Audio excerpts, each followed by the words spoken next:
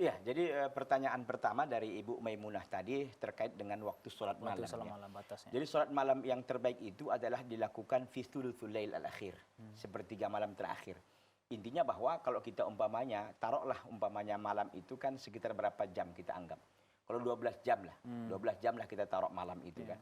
Kita bagi 3 saja, begitu. Jadi umpamanya dari jam 6 umpamanya sampai jam 10 mungkin itu sepertiga pertama.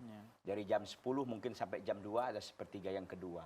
Jadi dari jam 2 atau jam 3 sampai nanti dia mendekati subuh, sampai nanti terbit fajar shadiq itu, itulah disebut dengan sulusul akhir, sepertiga malam terakhir, karena di situ memang dalam riwayat yang sahih bahwa Allah Azza wa Jalla itu turun ke langit dunia dan mengatakan hal min taibin, hal min sa'ilin fa'utiyalahu, hal min mustaghfirin fa'aghfir lahu, hal min hal min sa'ilin fa'utiyalahu.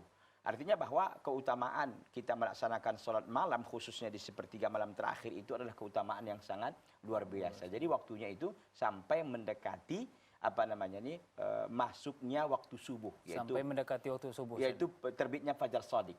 Bahkan kata Nabi SAW, ketika kalian itu melaksanakan sholat malam dan kalian itu takut subuh, maka berwitirlah dengan 1 rakaat.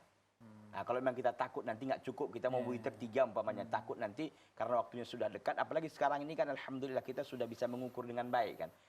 Karena memang waktu ini sudah dibuat dengan seperti jam seperti itu, sudah kita tahu bahwa jam segini sudah masuk waktu subuh.